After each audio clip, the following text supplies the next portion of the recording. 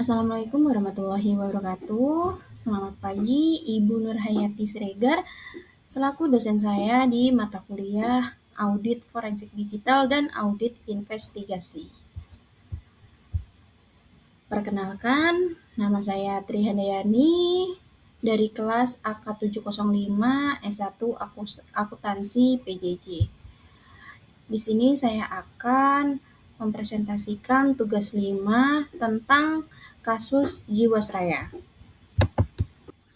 Dalam presentasi kali ini, saya akan menjelaskan tentang profil singkat PT Jiwasraya, indikasi awal fraud dan cara auditor mendeteksi, dampak window dressing terhadap stakeholder, peran auditor dalam mengidentifikasi skema Ponzi, dampak kolusi dan strategi mengatasinya, teknik audit investigasi, melacak alur dana, peran teknologi forensik, respon auditor terhadap laporan tidak sesuai standar, langkah auditor menghitung kerugian negara, peran transparansi dan good governance, serta peran OJK dan kerjasama dengan auditor.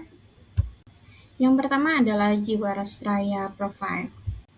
PT Asuransi Jiwasraya Persero merupakan perusahaan asuransi jiwa tertua di Indonesia yang berawal dari NILL MIJ Fund 1859 milik Belanda dan dinasionalisasikan pada tahun 1960 hingga menjadi satu-satunya BUMN asuransi jiwa di Indonesia sekaligus perusahaan asuransi jiwa lokal terbesar. Memiliki berbagai produk asuransi termasuk JS Saving Plan.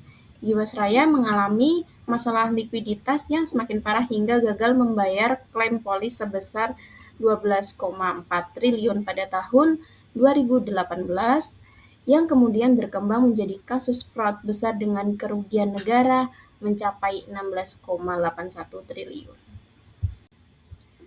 Untuk pertanyaannya, apa saja indikasi awal yang dapat mengarah pada terjadinya fraud di PT Jiwasraya dan bagaimana auditor dapat mendeteksi tanda-tanda tersebut melalui audit investigasi? Nah, untuk indikasi awal fraud antara lain, yang pertama adalah janji imbal hasil yang tinggi, yaitu 13-14% yang tidak realistis. Janji tersebut 13% untuk produk rencana tabungan JS dan 14% untuk produk asuransi tradisional. Ketidaksesuaian antara profil risiko investasi dan kewajiban perusahaan, manipulasi laporan keuangan atau window dressing. Window dressing ini dibuat seolah-olah perusahaan tersebut terlihat sehat. Lalu penempatan dana pada saham yang beresiko tinggi. Investasinya itu pada saham yang berkinerjanya buruk dan manipulasi pengelolaan dana atau ditempatkan di saham-saham gorengan.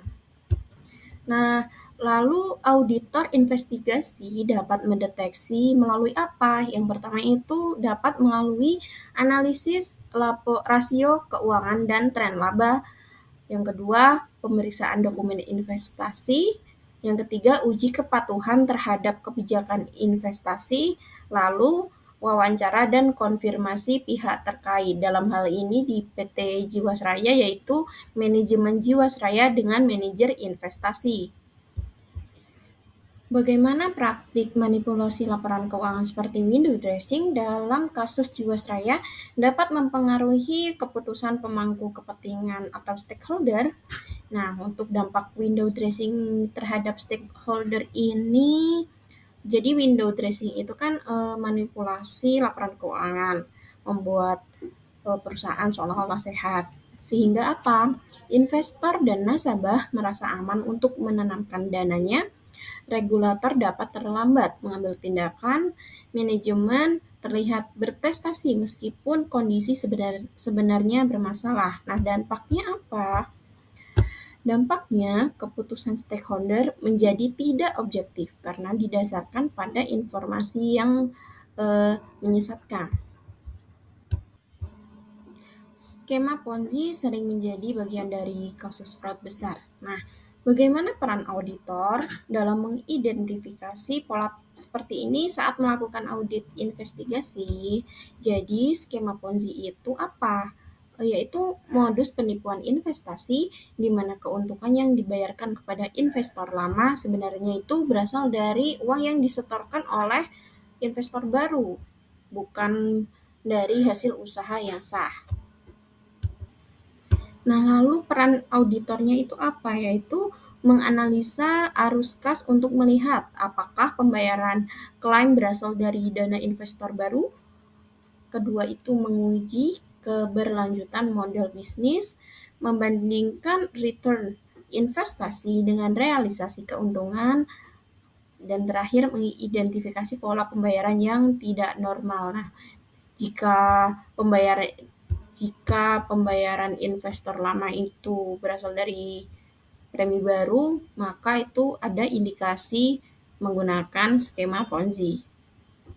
Bagaimana kolusi antara manajemen perusahaan dan pihak eksternal seperti manajer investasi dapat mempersulit proses audit investigasi? Nah, dampak kolusi dan strategi mengatasinya, yaitu dampak kolusi. Yang pertama, informasi itu dapat disembunyikan, jangan sampai ketahuan. Nah, lalu dokumen dimanipulasi, proses pengawasan internal dilemahkan karena terjadi kolusi tadi.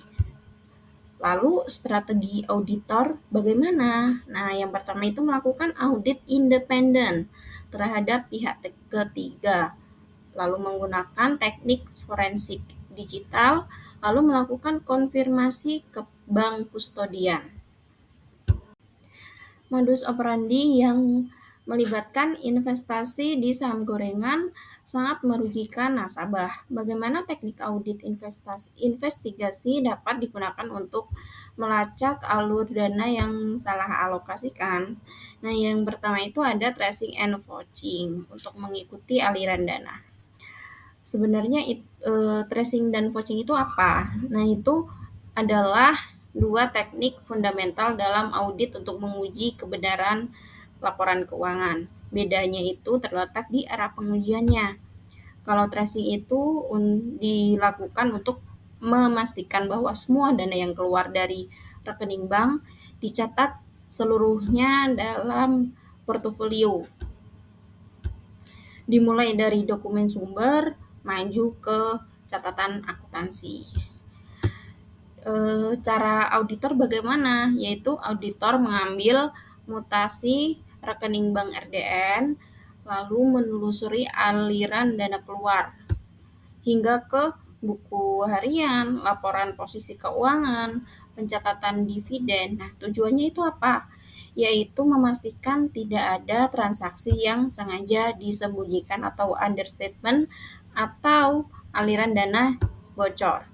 Nah, kalau vouching itu dilakukan untuk memastikan bahwa saham atau keuntungan yang tertera di porto itu benar-benar ada, didukung oleh bukti yang valid. Contohnya yaitu auditor, misal si perusahaan itu ada pembelian saham X di portofolionya. Nah, auditor caranya bagaimana? Yaitu mencari bukti pendukungnya seperti trade confirmation, bukti potong saldo di rekening dana nasabah. Tujuannya itu apa? Yaitu memastikan transaksi tersebut bukan transaksi fiktif. Lalu analisis transaksi saham untuk mendeteksi saham gorengan, lalu rekonsiliasi rekening bank dan portofolio investasi, lalu ada data analitik untuk melihat transaksi yang mencurigakan. Data analitik itu apa? Data analitik itu sering disebut dengan fraud analitik, adalah proses penggunaan algoritma komputer dan teknik statistik untuk menyisir jutaan data transaksi secara otomatis guna menentukan pola yang tidak wajar. Berdasarkan kasus Jiwasraya, apa peran teknologi forensik dalam membantu auditor menemukan bukti fraud yang dilakukan melalui pengelolaan investasi? Nah, untuk peran teknologi forensik ini bisa menganalisa email dan komunikasi digital, data mining pada transaksi investasi, forensik komputer untuk menemukan dokumen yang dihapus, serta analisis log sistem trading. Jadi untuk teknologi forensik itu bekerja dengan cara bisa membangun timeline analisis atau membangun kronologi. Jadi auditor itu menggunakan alat seperti NUIX atau FTK untuk memetakan urutan komunikasi.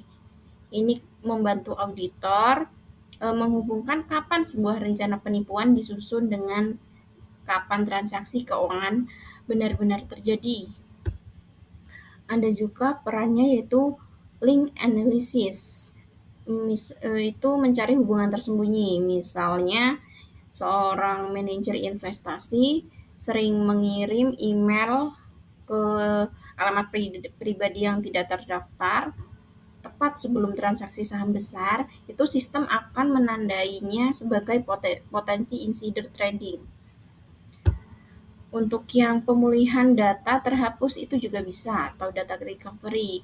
Data dihapus bisa dipulihkan kembali. Nah, ini sering dipakai oleh KPK dan Polri untuk mengumpulkan alat bukti digital yang sah di pengadilan.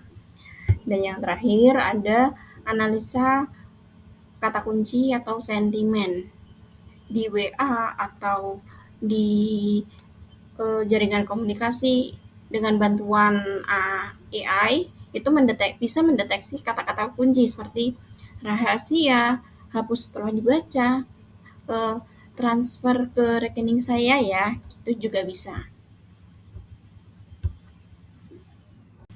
Bagaimana seharusnya auditor merespon ketika menemukan laporan keuangan perusahaan yang tidak sesuai dengan standar akuntansi seperti dalam kasus Jiwasraya?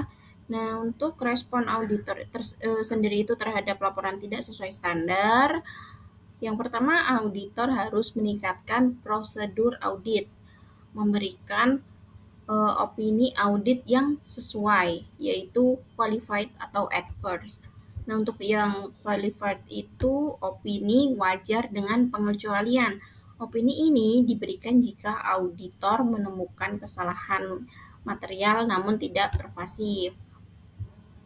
Kalau bahasa auditnya itu ada kata-kata kecuali untuk dampak dari hal-hal yang dijelaskan dalam basis opini.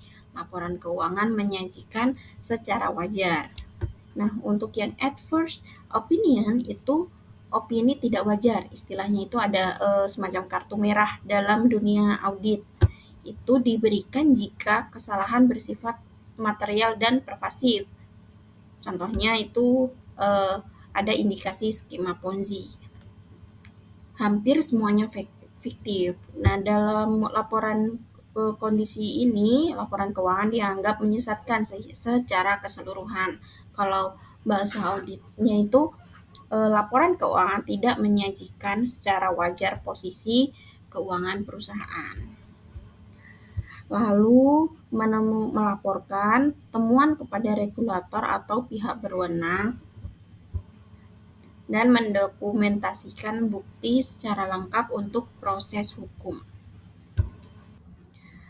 Kerugian negara sebesar 16,81 triliun dalam kasus ini sangat besar.